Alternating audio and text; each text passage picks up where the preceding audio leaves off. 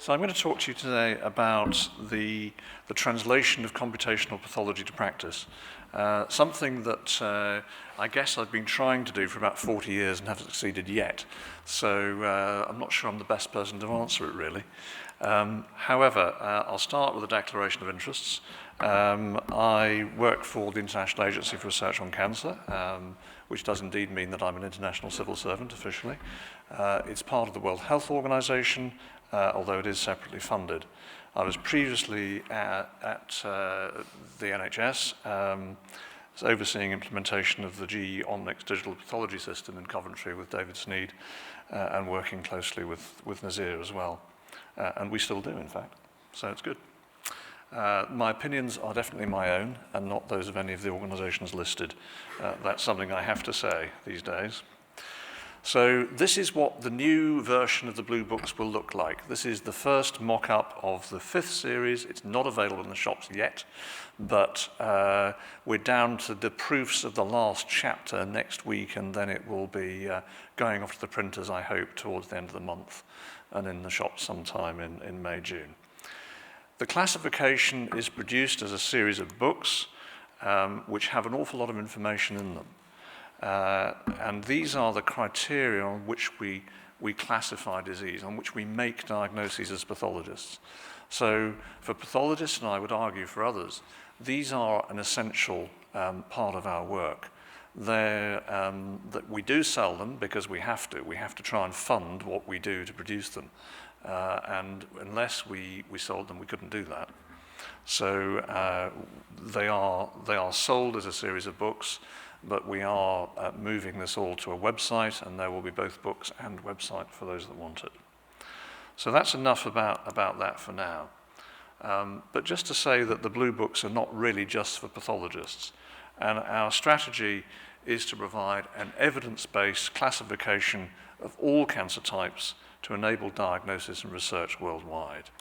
And if you think about it, the diagnosis of cancers underpins individual patient treatment, yes, but it also underpins all our research, all our work on cancer causation, on prevention, on therapy, on education. Without the diagnosis, you can't start. It's the original ground truth, if you like, for cancer anyway. So, pathology in the past, what was it like? Well, this is what it was like, and these are my textbooks that I learnt pathology from, and managed to get through the FRC path with this and not very much else.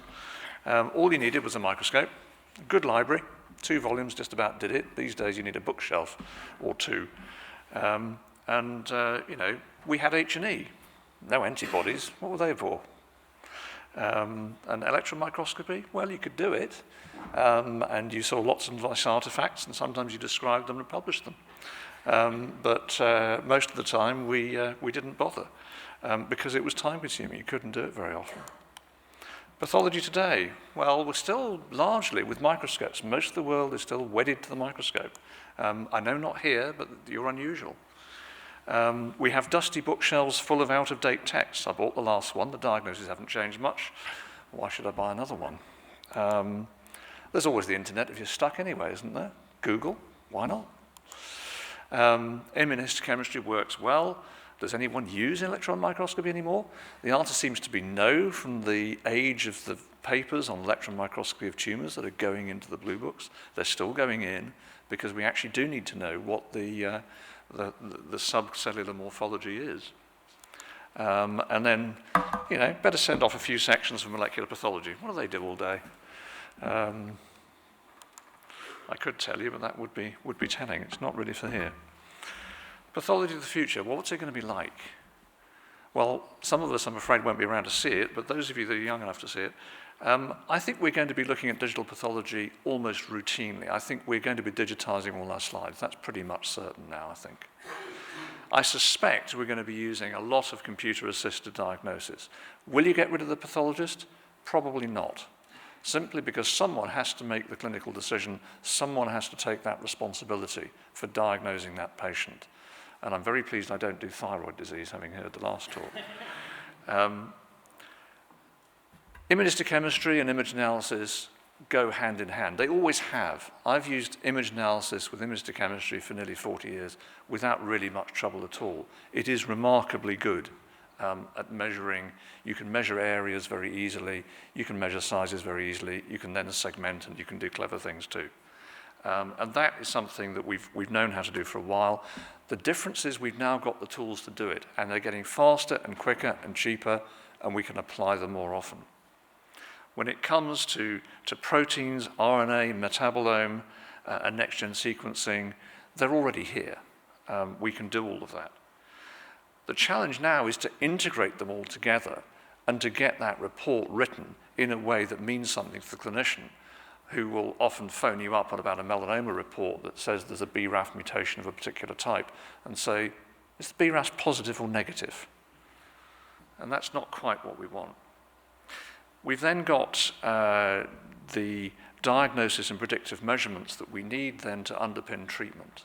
And increasingly, producing those predictive measurements is really important to the treatment that the patient gets. And when it comes to continuous education, well, books, really? I'm not sure we will. I'm not sure we won't, though, because if you look at the death of the bookshop, which was predicted widely by many 10 years ago, and they're actually opening new ones in Lyon, they're very, very popular. Everybody wants books. So I think it's not a case of either or, it's often a case of both, and that's probably what we're going to see. There's no doubt that the modern systems, and this is the late lamented GE Omnic system, which we've still, I think, probably got, haven't we? You haven't replaced it yet, have you, David? I thought it might. It's intuitive, it's easy to use, it's automatic, and this is similar to the ones that you can see outside. They are really easy to use, and that's a tribute to the way that they've been built and put together over a number of years. And it's transformed what we do. Couldn't resist that one, David, sorry. But, you know, you've got all your information on one side, you've got your section on the other. You really don't need the microscope on the table, it just gets in the way. But at that point, we were doing the swap over, I think. What is true is that the quality of the image is extraordinary. This is the low power view, there's the high power view. It's a beautiful image. And it's that makes life very, very much easier for the pathologist. I was, earlier this week, I was in Orlando at a Derm Path course and using the WHO Blue Book, and they were trying to do a slide seminar with old-fashioned slides and an old-fashioned microscope. And half the time the image was out of focus. So by the time they got it in focus, we had half the time for that microscope session that we could have had. It's really quite extraordinary. And I think next year they will probably be doing it by digital pathology. There were one or two of us that suggested they should. The other thing you can do very easily, and this has been alluded to and shown very nicely in one or two of the presentations here, you can measure things. So you can measure the depth of a melanoma and the distance to the surgical margin in literally a couple of seconds. And when you get to the MDT and the surgeon says, well, that's not the surgical margin, it's the other one, then actually you just turn the slide around, measure it then and there, and it's done and dusted in a couple of seconds. And that was the norm within Coventry before I left, which is nearly now 2 years ago. How did we get to that point? Well, we did a validation study. And the validation study had 3,000 cases in it, nearly 10,000, over 10,000 slides. It was an enormous piece of work. And it was an enormous piece of work because we asked the statistician first how many we should do. And then we believed him. But actually, he was right.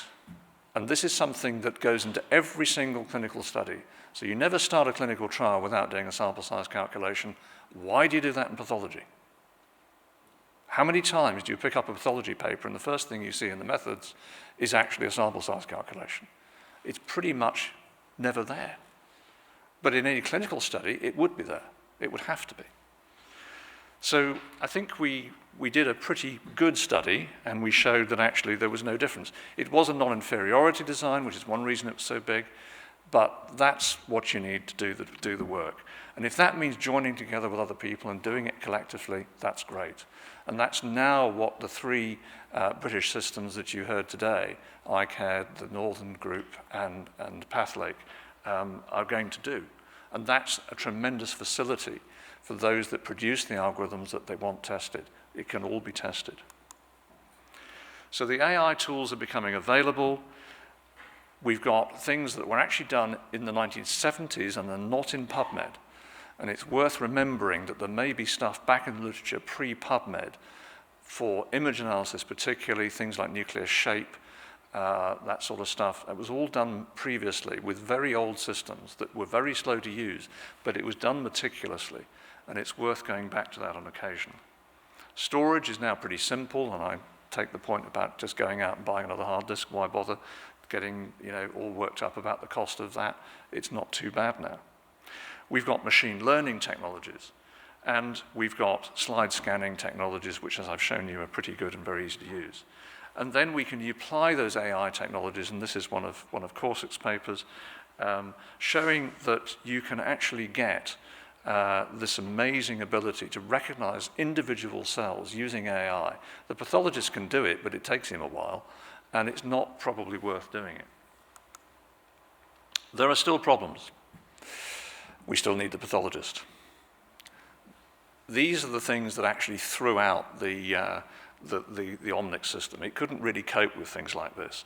And you saw, I think, a few slides earlier where people had scribbled on the cover slip. Pathologists have a habit of doing that, and it's very annoying because then when you put it through the system, it doesn't work. So we scan them all before they get to the pathologist in Coventry, and that's probably a good move. But you still get out of focus areas, you still get cover slip problems, you still get artifactual shadowing and heterogeneous staining.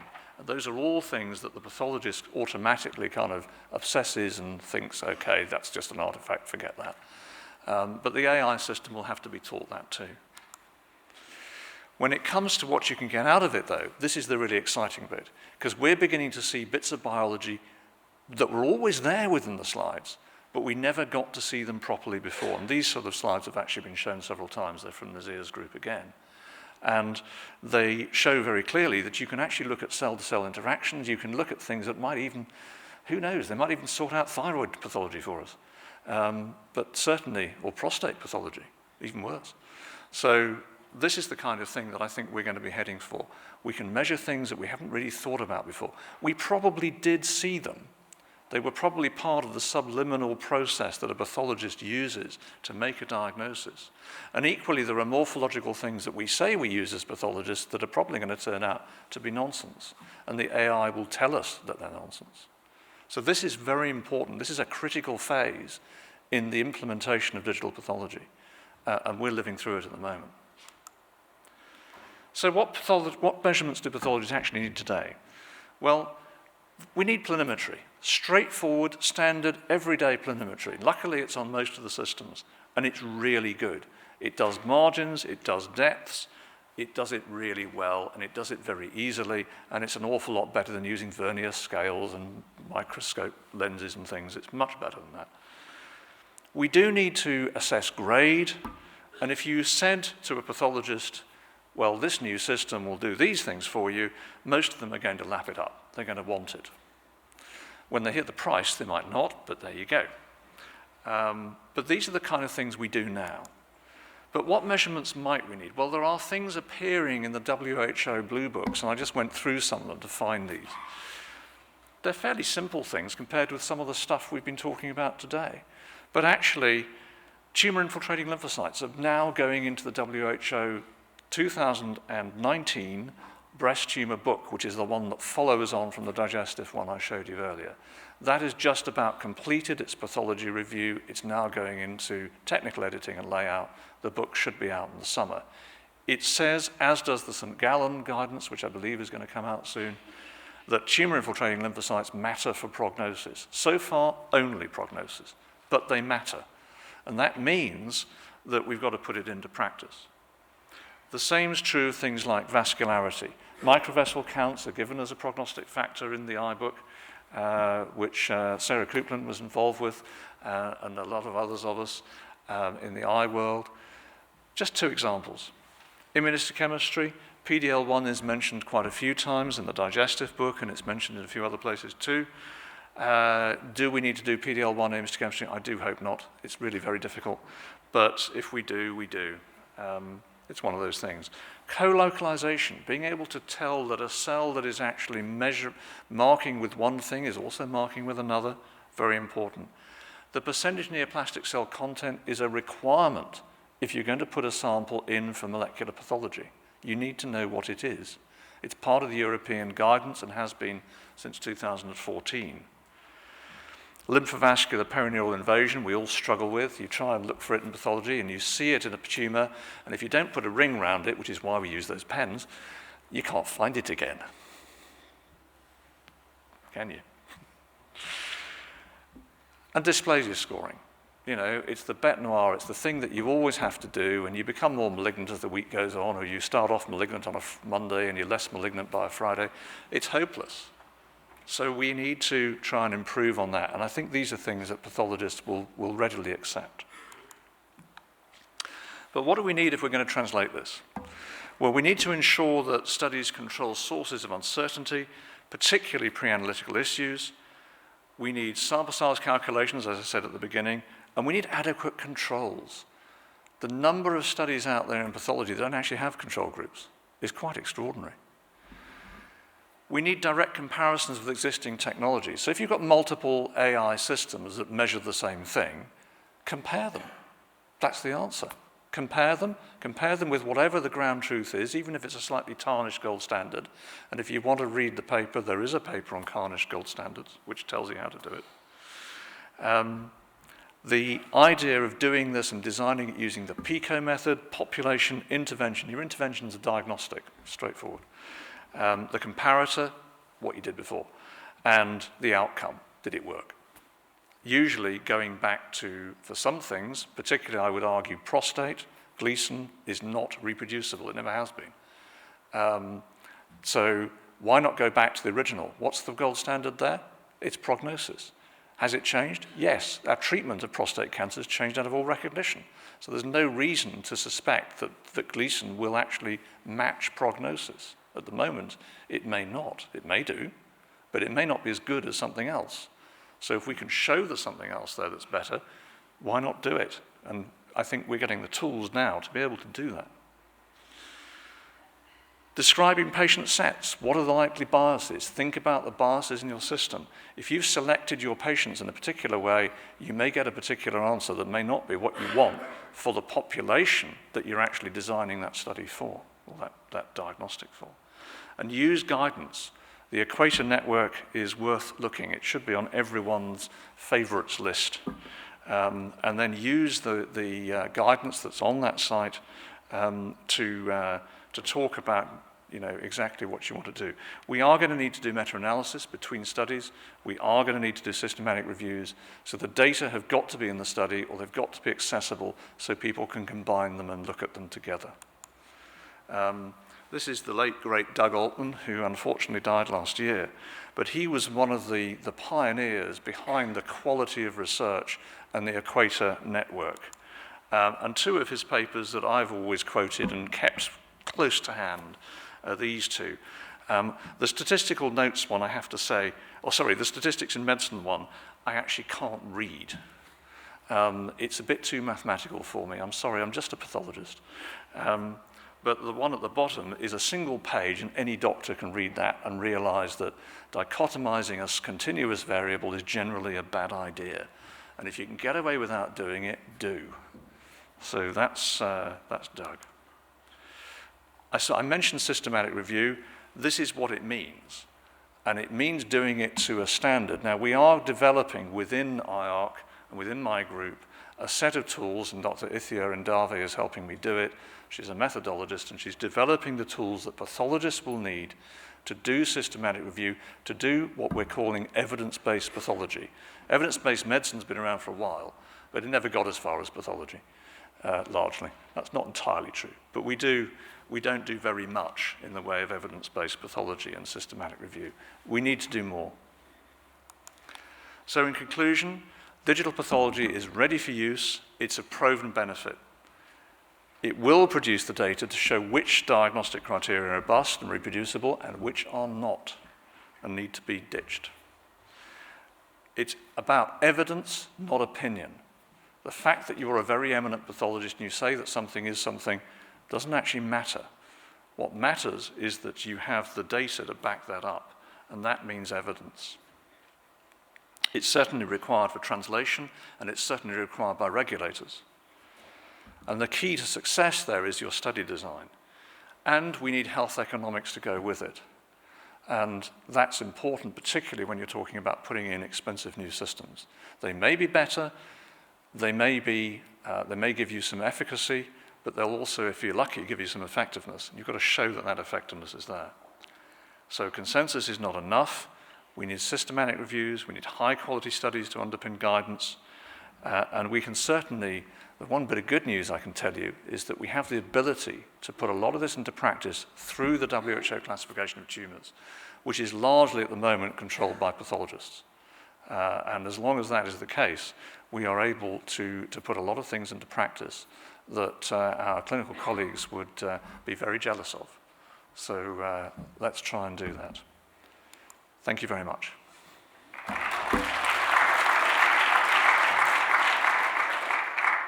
Thank you very much for that wonderful talk. I think we've just about caught up with time now. We've got time for a couple of questions, and Zia's nodding, so we'll take one. You're allowed.